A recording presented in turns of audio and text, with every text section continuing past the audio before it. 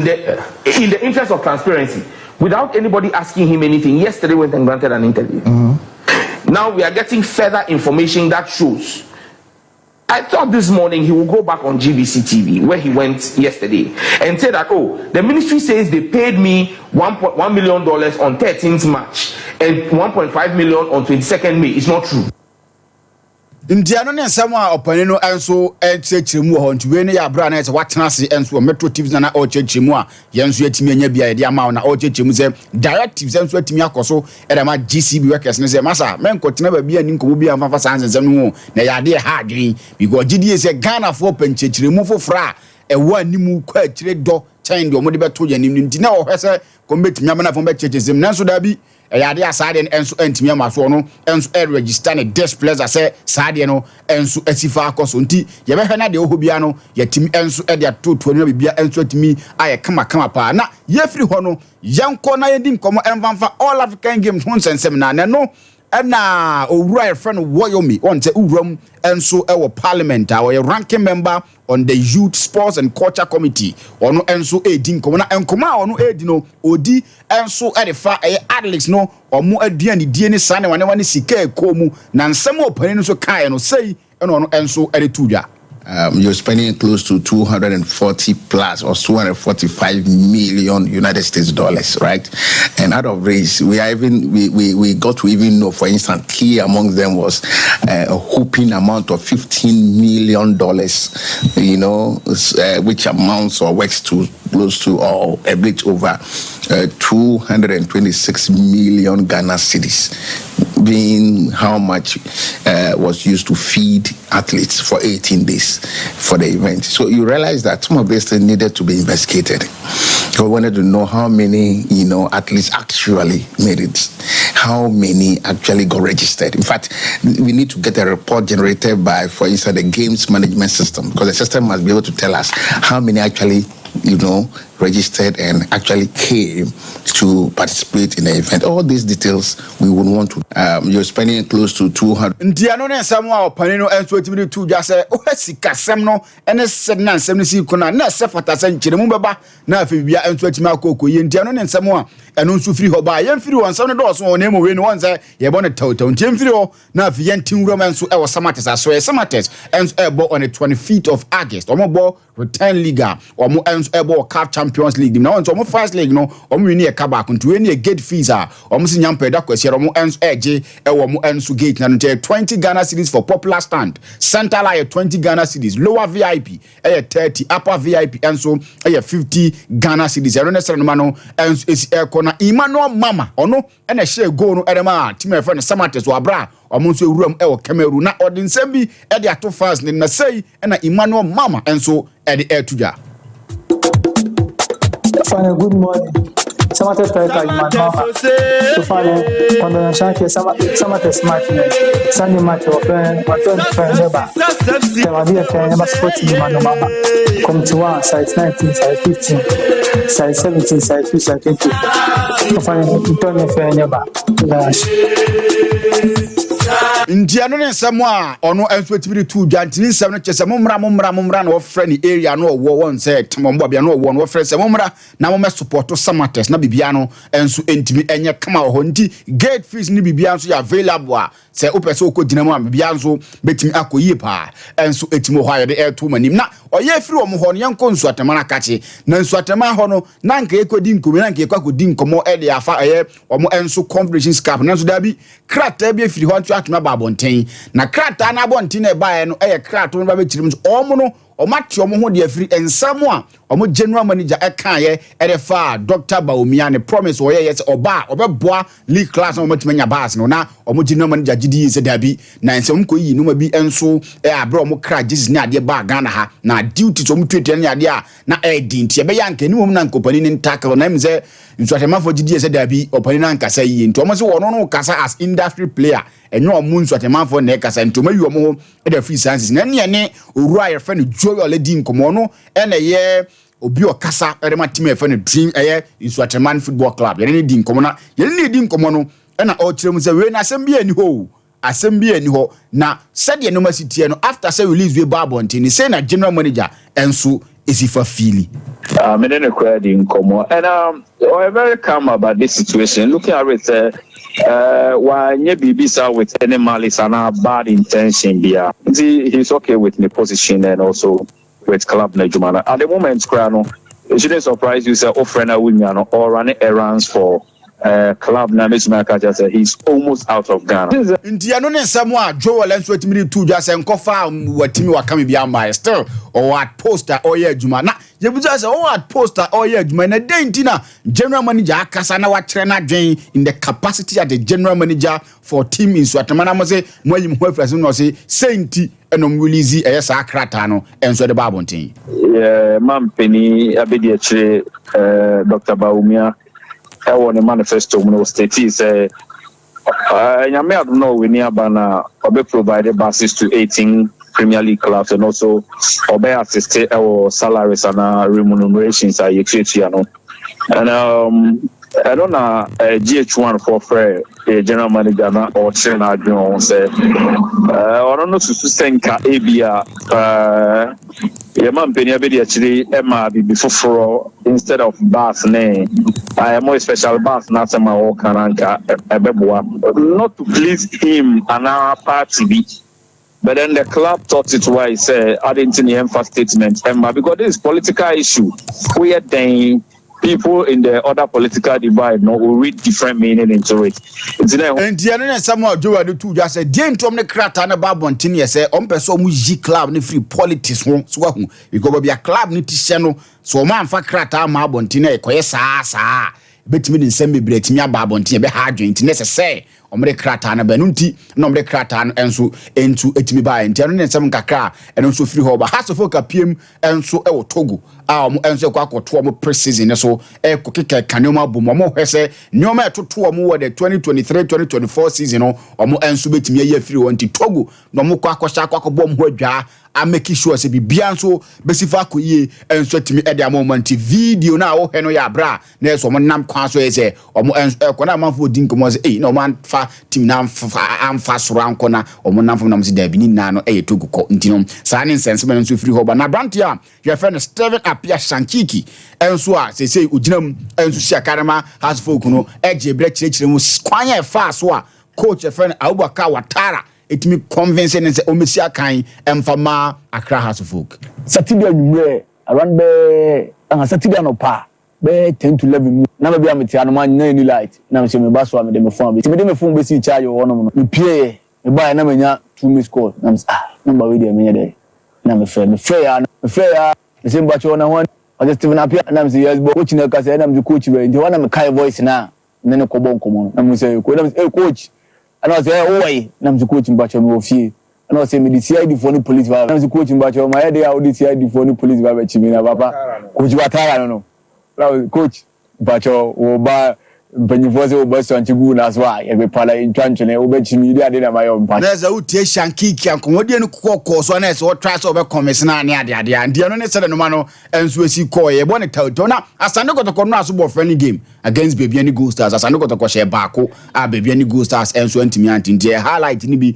e na wo hwehwe enso e wo TV ni so bibia enso e kokoye pa mre na so se je kona afi amano ne nsem no enso etimi ba because nsem wo ho ensem wo fancy yes na so ho ye nyame adom na yes mu training ground so na asama for ba ya boba kunya bi dia Shadrack mama Chelsea training ground so na boys no ko training some say players yes say some so mu dos there be most say players yes some kura be 40 something na and they say your mama video na ni play ko training enu 22 a no more can no say eh fa ho ne dia be upa pa ba bi fa anya go ne yedi o you catch you say adwuma na ba ben or you ruthless manager okay and so mares can on so son you may be aso sa ndi no on na some English boys so local boys na manya central phone bi no mo tamachina mo ye de mo peda bi o ye ntwa mo sa on we Antonio Conte mo sa so na aba no okay Joseph mo sa so ni bi ni chinchina Pochettino a ontimi take sa bold decision we and ka say Chilwell ko Sterling ko wono mo tena so one on one by Ferdinand Mosi am the mail mu twantoro ono a chirechirem latest ni now wo Chelsea for na crowd. Yes, inti Varus and a domestic ayotonu na mamen fan 20 samra. Ayade said Chelsea a trading about Swabi and some and I wash our players as I say. Wamuso ya available at Chelsea no and I will monitor be Chelsea and I live on Sompa TV and watch it. As I live on Facebook and I'm a Casa Radio no and some I Sompa 93.1 way and some I said and what running across one day. One more prepare night so many Bobokua. Your fans Sarvante Madika Kachos Weno and your mini presence and our Jumedia. Your fan conference league in Anna Chelsea Timono. Wamusam Bonnet and then you mean a gamer and also about amateurs so much running about Sinino and what Anna Manfosha says I and just a Quena Chelsea manager no one first a treaty Aya Brysonia and what a woman did the Bassachas almost sent him mail and some man of Koma Raheem Sterling woman sent him mail a Kokoma Kotana your fan sub Ben Chilron say a free now quay woman and just a Chelsea and Kotano and an enquire training a Mano Casino Raheem Sterling Aya individual training our fear and what you Ben Chilwell and some Naya player when it Chelsea in Kotano and some man a trainee now report to me and say wa break Kobaso your fan say we were Ferdinand Munabeka 70 bisa as yet a Quena Chelsea and Fasono and no some Anya Crampadi and some mini channel was say Massa or you should the right channel now Ninyanas I was one who show respect and some other player no one Casa coach I catch your boys and say what tonight born unya be more and it's a whoop minute to be about here and you just open baby and some friend to know and the boys and the tenants esim kunya where I have vis-a-vis and common and some other basso mami coach your friend Enzo Maresca on a branch your friend is Ben Chilwell and I feel Raheem Sterling yet Chelsea coach your friend is Enzo Maresca. This moment they are training apart. As I said already the other day, the situation with both of them is quite clear, and there is not any update on the situation. Until they are Chelsea player, they're gonna be Chelsea player. But I said the other day, we have a big squad, and for me it's impossible to give all of them minutes. So some of them, if they are looking for minutes, probably it's better to leave. And in case they don't leave, they have a contract here and they are Chelsea player. They are in this moment. Yes, I know I am Chemo manager Francis Enzo Maresca now test your dinner accepts Emma your job for an annual pay. And so I was shown so many Casomo per team. And so I am Raheem Sterling, our Brahman Fashas here. Woman and Sterling to Barcelona Barca for yay. Monyameso and Yabiamo Panayam Famaramo. Archers among Fossa Ben Chilwano. One also Man United Man you for Monyamaswemo. Momoya and Emperor was somebody. I'm Chelsea and your man. It is a mobadia. Not just a mobile farmer says Americano. Womucha and your dead Wuslino and some other free team Mokwa and no update to Abba Nano Peno. Your day stories am I a for and some other shown so the Aminan Nano Penny say Mebeka Manchester United and Atalanta. Woman some Aquadan fans at Tencent and some natural Nano Yama Becatros.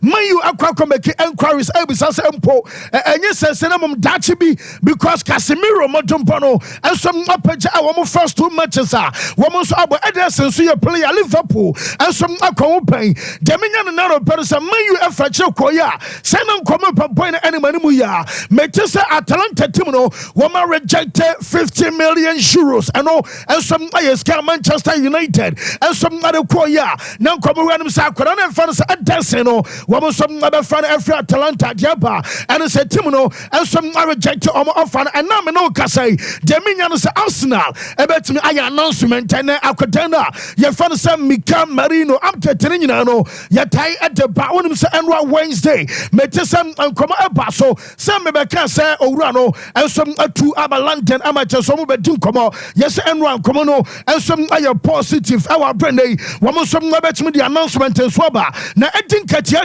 one casa personally and in Tottenham and as a Nottingham and I am Nottingham Forest Bobo Kono one of my area personal terms Diaka and some others Arsenal about J Atum Amakotana your fans Edin Katia and some Atmiako now and one Tessa yes in Nigerian Yakotana your fans Sam Adamola Lukman also Arsenal manager no will probably Amanaba Bishop Kumso now Lukman Ayobia and Arsenal yet some offer Hey, 50 million pounds no wamasa the add-ons also ade asoso na omo yesani ankoma kotana ye fan say Jacob Kivio our ball adama Arsenal bobokuo no wamom adana ba soso na omo this kind of account for add-ons abam ansena Lukman and some aba Lukman no ana mebeka na no say on Paris Saint-Germain wajebe say 1.8 million our Atalanta one Paris Saint-Germain e 5 million euros our branding na no boy no some about me akona so me no ka say no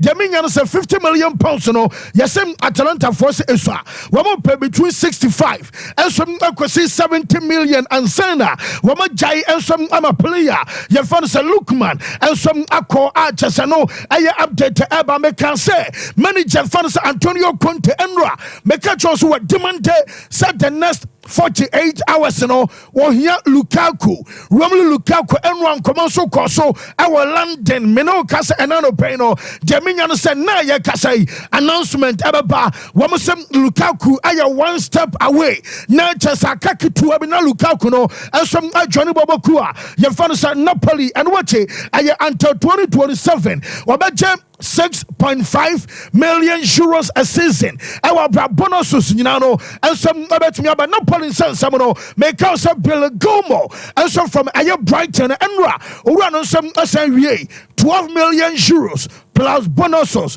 Bill Gomo, Elcon Napoli, about signing until 2029. About 1.8 million euros a season, and no, and some Aya Scapliana, your fan said Bill Gomo, and some about me at Mama Time and Akoba so rare fan sam Ikai gunto one. Make a choice, when a man sitting for the area in your relationship, and down on any former coach and anthem. Make a choice, pep, essay, or my brain, animal was or better Enra, or rare fan sam Ikai gunto one. The private jet, I just or rent here, and no some other bedroom, you know. When I'm at a point where you're on board on Emrium, not German can say Nipa, and some time I know you're on board to know, no move follow them, and so I have 4,500 people. Woman and I just know I'm on track a guy going to an flighter. What if you Barcelona, Eba, Manchester?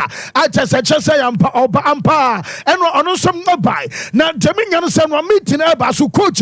You found a pub. Wamushi and some our task restaurant. Our Manchester on Jamaican San Commander manager for the pub and player. You found a Guntu and Edina Enra and some other set restaurant. You know, Wamusam last day for Semana come out at not just I have 50 minutes and I could for a good to one and some new coach I have pep and some doing come out some meeting Enra and also Bass Omawi and announcement you know and some I have 1+1 we were signing 1 year contract option of another year and some other source our branding you know and some I update to Enra make catch our saying Womo else abe unveiling you know nano some about cost our Civitas Metropolitano I let you come at some stadium and was your money you know and some about so nipa amoko stadium and ra woman yama come co 30,000 and some akosha unveiling na player fan le no more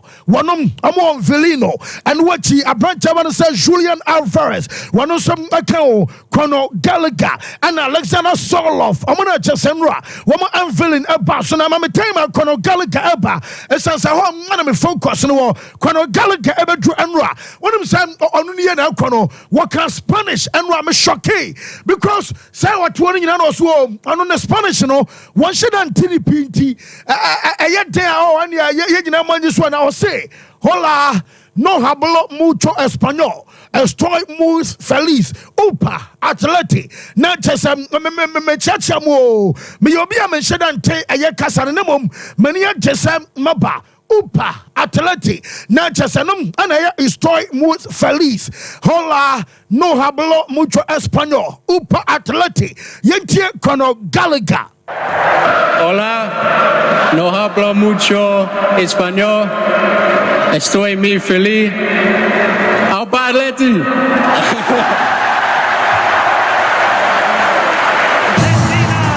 Estoy muy feliz. Al Atleti. Yes, I know I can't feel now. So I tell by our branding, you know, yet I update Emma, yet for an pay, and some I was shown on Safay, my men found two and our brow Kaiser and Ra, made the air rematch, almost story, Emma, my catch us, or Ryan fans, Antonio Pintus, Emma Boys, no, what we soon here can say he pose here.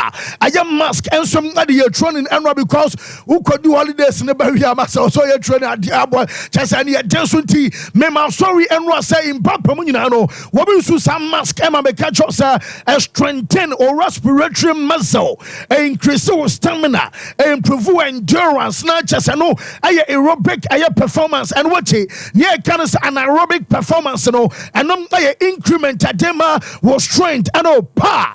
I attack and say power, power, and I brought for the cano. Now, Jamaican, and remember, we're in front of Pintus. One was so penny. Now, I didn't know the boy see you know, so or church them gentia. What them fast animal was say. What one shall mask where I do so at the year training area. And man, to me, video picture will be I was a trainer. Madame, I won't farasinum. Madame, Shadow Kamasa. What by ye yapon home bruta. It's a trainer. Madame, be a shadow academy. Be a Michael. And you're better if you're out to be and want to be manti. What's a mask and I recording our video. No training session. I was so designing at them each and every individual. And some our real Madrid. Brian Diagro, coming in I just run on a church and in our Samano. Yet Abraham Rodriguez, a fee, what joining Ryan via Cano or your free agent and Yakotana, your father Rodriguez at here, and I yet Emma yet for an pay, and some our shown so Danny Olmo, make us send a registration, Ababaso, and then Ayawa Damete, say and then I don't buy the registration, Bobokua, your father's a bouncer, and some bet me. Nasa basa timno wamu timiwe omo registration na diaka ayo operation Federico Chiesa mabeka wansam anso area acha dada enra wamu training aba so basa timno wamu prepare kwako bo omu game anyame ya ma weekend eno som abaso na jaminya nyina no se game wamu ni athletic be bawo ekobono report am say kan say coach ni say wobesam occupy the same first 11 the only change ababam abaya bakope aye Ferran Torres abekonchen and some maybe akwadana fans of Pedri and some etmiaba achas Pedri no one to na akwadano and some abejina adiama team no ye de update nyina ema ye to for anano pay and some our show no so now report am say kan say and some other say Mayweather masa unya sika dibio na de bia me dey catch oh bra mama ye no tena na de tiena oh masa see she knew her bow, she knew her master Dimima Unto. Now Floyd Mayweather Jr. was a cockabo exhibition fight. Nyamiyadama Mexico and what drew one on two Basa, Waba no Abajano and Tokwana Yamin say, Wabro reference Mayweather John Gotti and some other Contocano. Yes, 8 rounds and 8 rounds, round to be our 2 minutes instead of 3. Nankia Kirby at 12 rounds or travel. They call distance, One say 2 minutes. I will run to be 8 rounds. And I'm coming 10 years. Now, maybe that's one. One of the best, and I couldn't call that so. Ekitani 50-0. Now, the tennis say Olympic Games. One of the best, and a coin. Wabajinam as a pro. One of the best, and a coin. No, we're the best. Abakoso, I had the best. Masa Komesika Day. Yinti Floyd, money man. Bro, competed against the best. When you talk about the Olympics, I competed against the best. Whether it was the world champion in the Olympics, whether it was the Cubans, I competed against the best. No matter Mexico, the pedigree of the Mexico boxing is truly unbelievable, but I competed against the best. My Uncle Roger Mayweather, you talk about Julio Cesar Chavez, he's an unbelievable fighter. My Uncle Roger fought him twice. He came up short, but he fought him twice. And it's always about competing and going up against the best. So Saturday, it is what it is. I'm Floyd Mayweather. I've already faced the best. What's that? We know what's the do. Jano Bay, yama $1 million out of a day. And I can't see you now. I say no, dear. Or maybe it's possible. Then come back and define pa. Come back and define. You want $1 million out of pay. Over fast as no to langas and guzo. Okay.